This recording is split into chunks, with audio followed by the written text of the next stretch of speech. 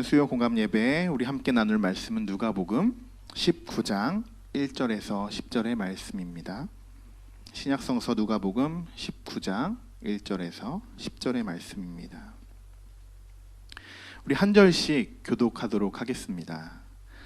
예수께서 여리고로 들어가 지나가시더라.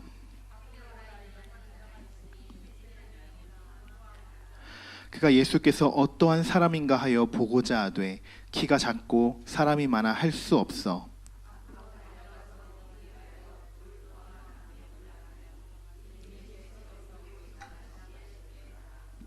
예수께서 그곳에 이르사 쳐다보시고 이르시되 삭개오야 속히 내려오라 내가 오늘 내 집에 유하였다 하겠다 하시니 사람이 보고 수군거려 이르되 저가 죄인의 집에 유하러 들어갔도다 하더라.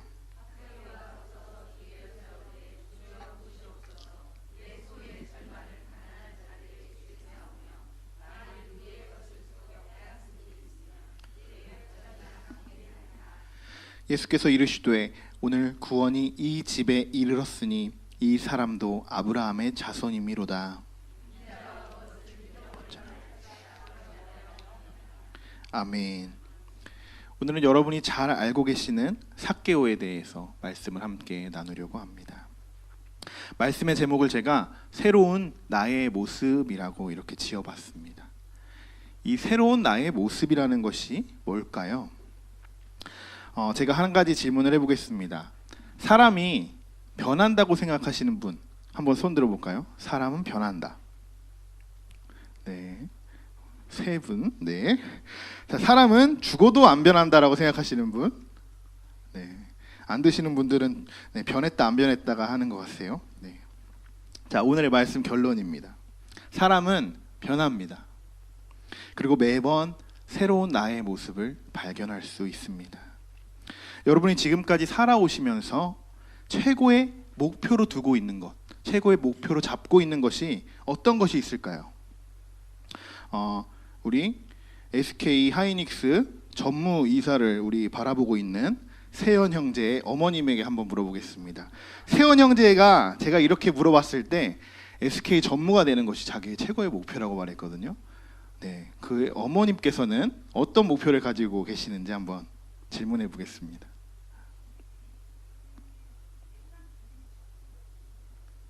믿음의 유산을 물려주시는 네, 아멘. 꼭 네, 전무이사에게 그 믿음이 전달되길 바랍니다. 네, 저는 여기 계신 모든 분들이 앞으로도 하나님의 꿈을 가지고 계속적으로 지치지 않고 최정상으로 올라가셨으면 좋겠습니다. 그리고 하나님이 세우신 그 최고의 위치에 서 계셨을 때, 올라섰을 때 이 모든 것은 하나님의 은혜입니다 라고 이렇게 고백할 수 있는 여러분이 되시기를 소망합니다. 자, 여리고라는 도시가 있습니다. 여리고라는 도시를 많이 들어보셨죠? 성경에 많이 나오는데 대표적으로 뭐가 있을까요? 잘 아시는 여리고성이 있겠죠. 네. 6일 동안 한 바퀴씩 돌고 7일째 7바퀴를 돌고 함성과 나팔 소리를 불었더니 성이 무너지는 그런 사건이 있었습니다. 자, 여리고라는 도시에 대해서 한번 설명을 해보려고 합니다. 여리고라는 도시는 요단강 근처에 위치해 있고요. 그리고 국경 도시로서 매우 번창한 곳이었습니다. 교통의 요지이기도 하고 비옥한 땅 때문에 농산물과 고급 향유가 많이 생산되었다고 합니다. 그래서 한마디로 여리고는 무역의 중심 도시였다 이렇게 볼 수 있습니다. 자, 무역 중심의 도시에서 중요한 부분이 하나 있죠. 무엇일까요? 무역에 관련되어 있으니까 바로 세금이겠죠.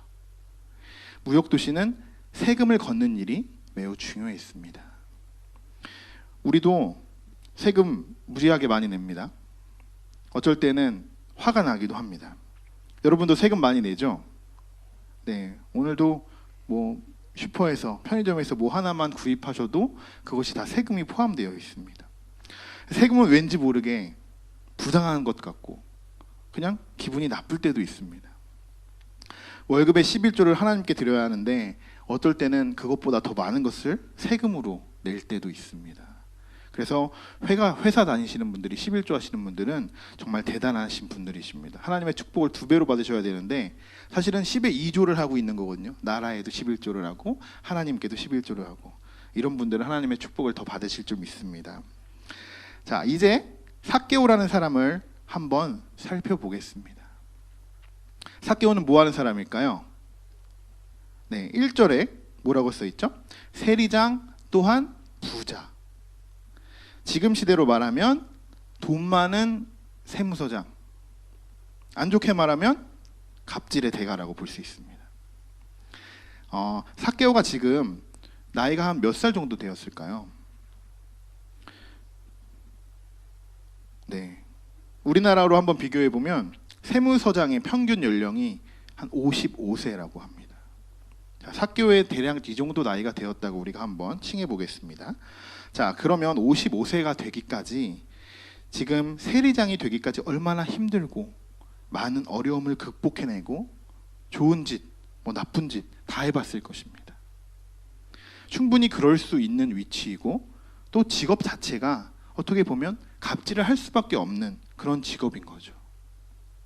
삭개오가 어떻게 행동하느냐에 따라서 그 행동이 선이 될 수도 있고 또 악이 될 수도 있습니다. 이런 삭개오가 지금 예수님에 대해서 궁금해하고 예수님이 어떤 사람인지에 대해서 알고 싶어 합니다. 이 부분이 중요합니다. 예수님이 먼저 삭개오에게 다가가지 않았습니다. 삭개오가 예수님을 기다렸고 예수님을 보기 위해서 나무 위로 올라가서 기다리고 있었습니다. 이 구절이 그냥 간단한 그냥 스토리같이 읽어질 수 있지만 삭개오의 상황과 예수님의 상황을 우리가 좀 더 자세히 살펴보면 왜 삭개오가 그렇게 행동했는지 알 수 있습니다. 삭개오가 세상에서는 남들이 볼 때 성공한 위치에 있다고 생각하겠지만 막상 그의 마음은 공허함과 외로움만이 그를 붙들고 있는 것이죠. 앞에서 우리 한희정 권사님이 이야기한 것처럼 믿음의 유산을 물려주는 그런 목표를 정하고 또 그 위치까지 올라가려고 노력합니다. 부모로서의 그렇게 늘 발전하는 그런 모습, 하나님께서는 그런 모습을 원하실 겁니다. 매번 그냥 우리가 만년 대리로 살 수는 없으니까 그렇게 사는 것, 발전 없이 사는 것은 하나님도 원하시지 않으실 겁니다. 그런데 그렇게 한 단계 한 단계 밟고 올라가다 보면 언젠가는 공허함이라는 것이 찾아올 것입니다. 그때쯤 주위를 둘러보면 나의 주변에 그리고 나를 찾는 사람은 아무도 없다는 것이죠. 삭개오는 더 이상 세상의 즐거움도 물질의 풍요로움도 자기를 채워줄 수 없다는 것을 깨달은 사람입니다. 삭개오가 나무 위로 올라간 이유가 뭘까요? 라고 이렇게 제가 디키즈 예배에서 물어보면 무엇이라고 대답할까요? 네, 키가 작아서요. 네, 저희들은 그런 질문에 이렇게 대답했으면 좋겠어요. 키가 작고 예수님이 궁금하고 그리고 외로운 사람이었으니까요 라고 이렇게 대답했으면 좋겠습니다. 삭개오는 굉장히 외로운 사람이에요. 아까도 이야기했죠. 주변에 아무도 없습니다. 당시에는 거지도 세리가 거지에게 준 돈, 이렇게 돈을 준다고 하네요. 근데 거지는 세리가 주는 돈 아예 받지도 않았다고 합니다. 그 정도로 거지보다 어떻게 더 천대를 받았던 그 직업은 세리였습니다. 그리고 세리와 어울리거나 그 집에만 가도 그 사람은 죄인 취급을 받았습니다. 세리들도 이런데 삭개오는 지금 그들의 장이죠. 세리장. 세리장은 얼마나 더하겠습니까? 그리고 인생의 공허함으로 가득 찬 사람입니다. 세리장까지는 올라갔지만 그의 인생은 알 수 없는 공허함만이 점점 더 커져갔던 것입니다. 여러분도 이제 조금 살아보셨으니까 느끼실 겁니다. 이럴 때가 있죠. 내가 지금 뭐 하고 있는 거지? 뭐 때문에 내가 이러고 있는 거지? 여러분은 이런 문제의 해답을 어디에서 찾으시겠습니까? 오늘 삭개오를 통해서 하나님은 우리가 이것을 깨닫기를 원하시고 결국 내 안에 공허함과 외로움, 그리고 살아 숨쉬는 우리 영혼을 채워주실 분은 하나님밖에 없다는 것을 꼭 기억하시기 바랍니다. 삭개오는 그래서 돌 무화과 나무 위로 올라간 것이에요. 실제로 그는 키가 작기도 했지만 회중의 무리에 낄 수가 없었기 때문에 어쩔 수 없이 나무 위로 올라갈 수밖에 없다고 해도 전혀 이상하지가 않죠. 우리 3절과 4절의 말씀을 함께 읽어보겠습니다. 그가 예수께서 어떠한 사람인가 하여 보고자 하되 키가 작고 사람이 많아 할 수 없어 앞으로 달려가서 보기 위하여 돌 무화과 나무에 올라가니 이는 예수께서 그리로 지나가시게 됨이로라. 아멘. 자, 생각해 보세요. 예수님이 여리고라는 도시에 오셨고 오자마자 맹인을 고치셨어요. 그리고 삭개오가 살고 있는 동네로 오셨어요. 이미 예수님에 대한 소문은 쫙 퍼져 있었겠죠. 삭개오도 그 삭개오한테도 그 소문이 들어갔을 거예요. 병도 고치고 죽은 사람도 살리는 그 예수라는 사람이 지금 우리 동네를 지나간다는 거죠. 삭개오가 예수에 대해 정말 관심이 많았다는 것은 4절에 보면 예수를 보기 위해서 앞으로 달려가는 것을 볼 수 있습니다. 저는 이 부분도 굉장히 중요하다고 생각해요. 자, 보세요. 예수님을 보기 위해 엄청나게 많은 무리들이 몰렸겠죠. 여러분은 사람 많은 공연장이나 뭐 경기장 같은 데 가보신 적 있으실 거예요. 그 가수나 뭐 연예인들을 한번 보려면 그 주변을 엄청나게 많은 사람들이 둘러싸이게 됩니다. 거기서 좀 키가 크다고 그 가수나 연예인이 잘 보일까요? 까치발을 들어도 잘 안 보일 거예요. 점프 뛰면은 한 0.5초 보일래나? 네, 실제로 잘 보이지 않습니다. 이 말이 무슨 뜻이냐? 어차피 삭개오가 키가 컸어도 예수님은 보이지 않았을 거예요. 골리앗처럼 엄청 크지 않는 이상 예수님은 보이지 않았을 것입니다. 그런데 삭개오는 예수님을 꼭 만나야 하겠다는 그 간절함이 있었던 거예요. 그래서 뛰어갑니다. 저 멀리 예수님이 걸어갈 그 방향을 예측하고 그 중에서 예수님이 가장 잘 보일 것 같은 나무를 골라서 그 위로 올라가서 기다리는 것이죠. 지금 삭개오가 몇 살이라고 했죠? 네, 55살. 55세가 아저씨가 이렇게 나무 위로 올라가는 것이 쉬운 일은 아니었을 거예요. 실제로 네이버나 이렇게 인터넷으로 찾아보시면 이 삭개오가 올라갔던 돌 무화과 나무가 이제 나오게 되는데 생각보다 굉장히 큽니다. 손을 닿아도 가지가 닿지 않을 정도의 높이입니다. 예전에는 뽕나무라고 많이 불렸죠. 그 큰 나무에 올라가려고 이 지금 삭개오 아저씨가 얼마나 애를 썼을까요? 아무도 도와주지 않고 그 주변에 오지도 않았으니까요. 삭개오가 예수님을 이렇게 간절하게 보려고 했던 이유는 더 이상 삭개오의 마음을 채워줄 수 있는 건 아무것도 없었기에 사람을 살린다는 예수는 나를 변화시켜줄 수 있을까? 그런 마음이 서서히 들기 시작했던 것이죠. 삭개오의 마음이 변화되기 시작합니다. 그리고 예수님은 이런 삭개오에게 다가갑니다. 예수님 대단하죠. 이런 삭개오의 마음을 어떻게 알고 그 많은 무리를 뚫고 삭개오에게 다가갑니다. 이런 예수님이 대단하시다고 생각하시죠? 실제로는 그렇지 않습니다. 예수님은 이미 저 멀리서 뛰어가는 한 사람을 보았습니다. 그리고 그 사람이 쩔쩔매며 나무 위로 올라가는 그 모습을 보았고 그 멀리서 그 자기를 기다리는 것을 지켜보고 있었던 것입니다. 예수님이 무리에 둘러싸이긴 했겠지만 고개를 들어보도 저 멀리서 누군가가 나무 위에서 자기를 간절히 바라보고 있는 그 시선을 예수님은 느낄 수 있게 된 것이죠. 그래서 예수님은 단번에 삭개오에게 다가가서 이렇게 이야기합니다. 5절의 말씀인데요. 한번 같이 읽어볼까요? 예수께서 그곳에 이르사 쳐다보시고 이르시되 삭개오야 속히 내려오라. 내가 오늘 내 집에 유하였다 하겠다 하시니. 아멘. 자, 여기서 예수님이 진짜 대단한 일을 하십니다. 무엇인지 한번 맞춰보세요. 5절에 있습니다.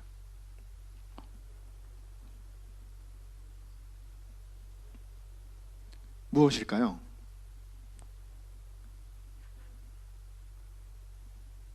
자, 이미 예수님은 나무 위에 올라간 사람이 삭개오라는 것을 알고 있었습니다. 5절의 말씀을 다시 한번 읽어볼까요? 예수께서 그곳에 이르사 쳐다보시고 이르시되 삭개오야 속히 내려오라. 아멘. 이것이 우리가 생각할 수 없는 하나님의 놀라운 신비입니다. 이미 예수님은 그 무리에 껴서 자기에게 다가오지 못하는 사람을 발견하셨고, 그 모든 사람들이 다 외면하고 사람 취급도 안 하는 그 세리장이라는 것을 한 번에 알아보실 수 있었던 것입니다. 생각해 보세요. 예수님에게는 몇 명의 제자가 있을까요? 12명의 제자들이나 있었죠. 그 12명이나 되는 제자들이 여러 도시를 같이 다니면서 사역하시는데, 예수님이 그 사역지에 대해서 아무런 정보도 없이 그냥 다니셨을까요? 우리가 만약에 선교를 간다, 그럼 어떡합니까? 그냥 가방 싸고 그냥 갑니까? 선교지는 어딘지, 그 지역의 특징은 어떤지, 복음 전도율은 어떤지, 그 나라의 문화는 어떤지, 그 나라의 또 특징은 뭐가 있는지 여러 가지의 정보들을 파악하고 우리가 가지고 갑니다. 다 다르죠. 예수님도 여리고에 대한 어느 정도의 정보를 분명히 가지고 가셨을 거예요. 무역 중심의 도시이고 세금에 대한 부분이 민감하다는 부분, 그리고 세리장들이 아주 천대받는다는 것을 예수님도 쉽게 알고 가셨을 거예요. 그런 정보는 쉽게 알 수 있는 정보였으니까요. 여러분의 역할은 예수님을 한번 만나려고 나무 위로 올라가는 역할입니다. 이 행동에는 간절함이 있어야 하는 것이고, 또 한 가지, 왜 내가 예수님을 만나야 하는지 그 이유를 분명하게 알고 있어야 합니다. 삭개오가 바로 이 두 가지를 정확하게 보여주고 있습니다. 세리장이라는 직업을 가지고 세상에서의 권력도 누렸고 풍요로움도 즐겼습니다. 그리고 많은 사람들이 싫어했겠지만 그의 역할은 세금을 징수하는 역할이었기에 최선을 다했을 것입니다. 그렇게 50대가 되고 지금 인생을 돌아보니 주변에는 아무도 없었습니다. 그런 자신에게 스스로 질문하게 되죠. 내가 지금 무엇 때문에 이렇게 사는 걸까? 이렇게 인생의 공허함이 찾아옵니다. 그리고 그 해답을 예수로부터 발견하고자 하는 노력을 하게 되는 것입니다. 결국 예수님을 만나게 되죠. 여기까지가 삭개오와 여러분, 그리고 제가 해야 할 역할입니다. 하나님의 역할은 아주 간단합니다. 그렇게 하나님을 간절히 찾는 자들에게 다가와 주시고 위로해 주시고 구원해 주시는 역할입니다. 하지만 간단은 하지만 그 안에는 얼마나 하나님이 우리를 사랑하시고 계시는지 느낄 수가 있습니다. 삭개오는 지금 외롭게 홀로 동떨어져 있는 사람입니다. 아까도 말씀드렸죠. 거지도 세리가 주는 돈을 받지 않는다고. 거지보다 못한 취급을 받는 이 삭개오에게 예수님이 서서히 다가가십니다. 무리에 쌓여있는 예수님이 그 무리들을 놓고, 그 무리들만을 놓고 설교하고 가르치고 병 고치는 것이 아니라 누군가를 향해 걸어가시는 거죠. 그런데 그 많은 무리들은 서서히 이상한 반응들을 보이기 시작했을 것입니다. 7절에 한번 우리 읽어볼까요? 무 사람이 보고 수군거려 이르되 저가 죄인의 집에 유하러 들어갔도다 하노라. 예수님이 삭개오에게 조금씩 다가갈 때마다 그 무리의 숫자는 조금씩 떨어져 나가고 줄었을 것입니다. 하나 둘, 예수님이 왜 저 사람한테 가는 거지? 저리로 가면 삭개오가 있는데 왜 저쪽으로 가시지? 이렇게 수군수군 되는 사람들이 생겨났을 것입니다. 남들이 사람 취급도 하지 않은 삭개오에게 예수님은 다가가셔서 삭개오를 쳐다보면서 삭개오야 내려오라 이렇게 말씀하시는 것입니다. 아마 많은 무리들 중에서는 예수님이 지금 비상식적인 행동을 한다고 욕하는 사람도 있었을 것이고, 예수가 별반 다르지 않다고 그냥 그렇게 자기들끼리 해석하는 사람들, 그런 무리들 분명 있었을 것입니다. 여러분, 이런 상황을 보면서 어떤 것이 느껴지십니까? 마치 여러분의 모습처럼, 여러분의 이야기처럼 느껴지시지 않으십니까? 저는 이 삭개오가 저와 많이 닮았다고 생각합니다. 저도 음악을 하면서 사람들을 많이 잃고 또 주변에 아무도 없는 그 상황이 왔을 때 이렇게 삭개오처럼 저에게 다가와 주시는 하나님, 그 하나님을 만났습니다.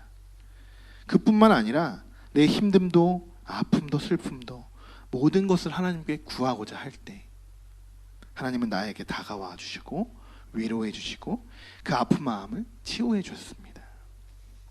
오늘 본문에서도 예수님이 삭개오에게 다가가시고 그의 집까지 동행하신다는 것은 사실 기적적인 일입니다.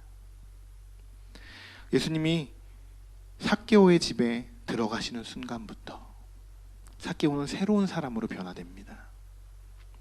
예수님이 삭개오의 집에 들어갈 때 무리들이 뭐라고 이야기하는지 아시죠? 아까 7절에서 읽었지만 저가 죄인의 집에 들어갔다. 저가 죄인의 집에 들어갔다. 이렇게 이야기합니다. 무리들의 태도가 지금 180도 달라지게 된 거죠. 예수님을 지금 환송하는 그런 무리들이 저가 죄인의 집에 들어갔다. 존칭을 쓰고 있지 않습니다. 그런데 또 태도가 바뀐 한 사람이 있습니다. 삭개오죠. 8절을 한번 읽어보겠습니다. 삭개오가 서서 주께 여짜오되 주여 보시옵소서 내 소유의 절반을 가난한 자들에게 주겠사오며 만일 누구의 것을 속여 빼앗은 일이 있으면 내 갑절이나 갚겠나이다. 아멘. 삭개오는 사람들에게 인정받지는 못했지만 사실 밖에 있는 그 무리들보다 지위가 높았던 사람이죠. 그런 삭개오가 이렇게 이야기합니다. 주여 보시옵소서. 존칭을 쓰기 시작했습니다. 이미 예수님이 삭개오에게 다가오셔서 내 집에 유하겠다고 말씀하시는 순간 삭개오의 마음이 변화된 것이죠. 이제 나의 주님으로 영접하게 된 것입니다. 그리고 이렇게 고백합니다. 내 소유의 절반을 가난한 자들에게 주겠사오며 만일 누구의 것을 속여 빼앗은 일이 있으면 내 갑절이나 갚겠나이다. 변화된 마음, 그 마음을 실천하기 시작합니다. 삭개오는 물질로 사람의 만족을 채울 수 없었던 것을 분명히 알고 있었던 사람입니다. 하지만 그 물질을 다른 사람에게 나눠줄 생각을 미처 하지 못했던 것이죠. 예수님을 만나기 전까지는 물질로서 계속적으로 그 공허함을 채우려고 했지만 이제 그가 변화되기 시작한 것입니다. 예수님은 그런 삭개오에게 이렇게 말씀하십니다. 우리 9절과 10절의 말씀을 같이 읽어보겠습니다.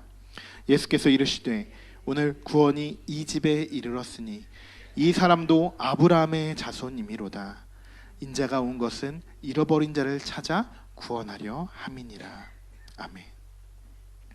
오늘의 말씀을 정리하려고 합니다. 사람은 언젠가 죽기 전에 신에게 의지하는 단계가 옵니다. 그러나 그때까지의 삶은 지옥처럼 느껴질 것입니다. 여러분, 지금 여러분의 삶이 안정되고 평화로운 것 같지만 여러분 안에 예수님이 거하지 않으시면 죄송하지만 그 영혼은 죽은 영혼입니다. 하지만 괜찮습니다. 우리에게는 아직 기회가 있습니다. 삭개오처럼 예수님을 만날 기회를 만드는 것, 이것이 우리가 해야 할 역할이라고 말씀드렸습니다. 삭개오는 예수님을 만나고 새로운 사람으로 변화됐습니다. 소유의 절반을 가난한 자들에게 주고 속여 빼앗은 것을 내 갑절이나 갚겠다고 말합니다.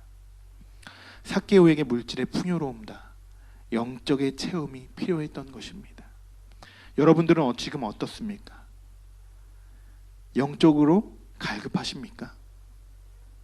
잘 생각해 보세요. 지금 여기 앉아 있는 이유가 무엇인지, 영적으로 지금 채워지고 있기는 한 건지, 내가 하나님 없어도 잘 살 수 있다는 생각, 그럴 수 있죠. 저도 그렇게 생각했었어요. 그리고 충분히 행복하게 남들보다 실제로 더 풍요롭게 살 수 있어요. 그러나 그렇게 살아간 모든 사람들의 최후를 보면 비참하다는 것을 알 수 있습니다. 왜 그룹 회장들이 자살하고 또 어떻게 하면 목숨을 조금이라도 더 연장하려고 현대의학을 사용하고 어떻게 보면 그들은 죽음이 두렵기 때문에 그렇게 행동하는 걸지도 모릅니다.